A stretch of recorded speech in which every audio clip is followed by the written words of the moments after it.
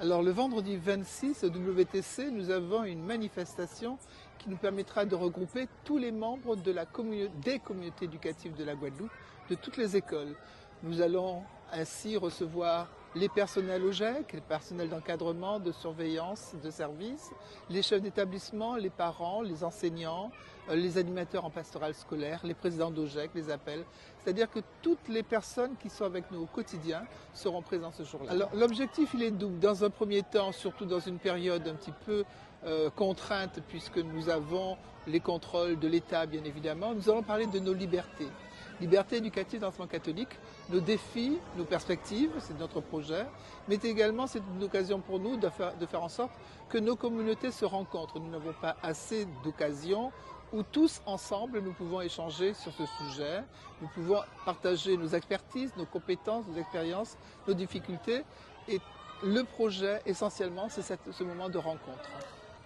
Alors les enjeux, c'est continuer à convaincre les familles que nous avons notre place à jouer, notre rôle, que nos valeurs d'évangile sont des valeurs fondamentales plus que jamais. Les perspectives, c'est véritablement permettre à chacun d'entrer dans l'enseignement catholique, puisque nous avons le projet de faire en sorte qu'un maximum de personnes nous rejoignent. Comment? Nous savons que cette situation en Guadeloupe est extrêmement problématique puisque nous avons des problèmes de financement, nous avons beaucoup de parents qui nous disent effectivement avoir des difficultés financières et nous avons mis en place un fonds de solidarité pour que tout le monde puisse continuer à venir nous rejoindre. Notre deuxième but également, c'est de faire en sorte d'aider des jeunes dont on se rend compte qu'ils sont réellement en déshérence, ils n'ont pas de projet d'avenir, leur proposer des formations qui sont des formations diplômantes et des formations qui leur permettront sur le marché de l'emploi de trouver du travail. C'est pour ça que le lycée des métiers industriels de Blanchette a ouvert un CFA et ce CFA a pour projet effectivement de faire en sorte que des jeunes qui n'ont pas envie d'une scolarité où on est assis toute la journée derrière un bureau puissent de manière concrète effectivement entrer dans des activités scolaires.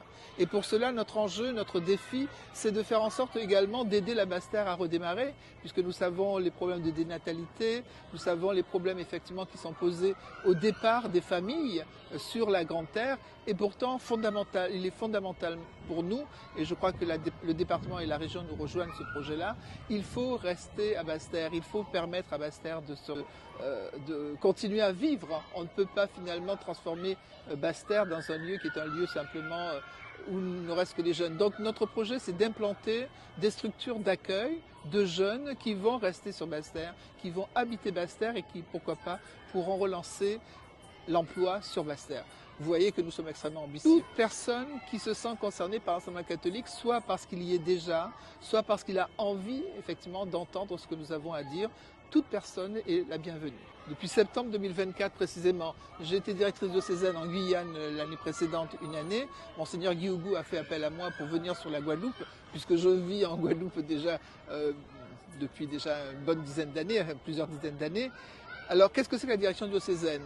La direction diocésaine, c'est l'un des services que l'évêque a à sa disposition, qui lui permet d'administrer le diocèse. La direction diocésaine concerne essentiellement les établissements scolaires.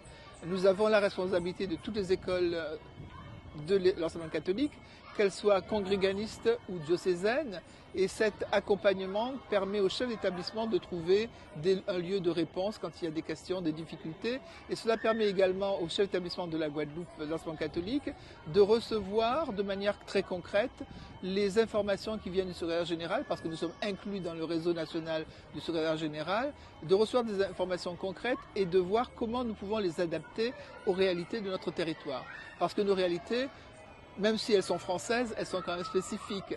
La Guadeloupe est un petit territoire, nous savons les problèmes effectivement de dénatalité, de décroissance, nous savons les problèmes de chômage, et donc nous essayons de voir fort de ce que le secrétaire général peut nous apporter, comment nous pouvons adapter ces réalités ici sur place, de manière très concrète. C'est véritablement le défi que nous nous sommes lancés, c'est véritablement le projet de Monseigneur Philippe. Nous avons dans l'enseignement catholique la réputation d'être des établissements élitistes. Donc notre projet, c'est d'ouvrir nos écoles. Le pape François disait déjà dans son encyclique Fratellini Tutti, il faut aller à la périphérie. Et la périphérie, ce sont les gens qui sont sur le bord de la route, ces jeunes dont on sait réellement qu'ils ont besoin de nous, ils ont besoin de nos valeurs et ils ont besoin également des propositions que nous leur faisons en termes de travail, de formation. Et c'est donc pour cela que réellement notre défi, c'est de faire en sorte d'entrer pleinement dans le réseau des établissements scolaires.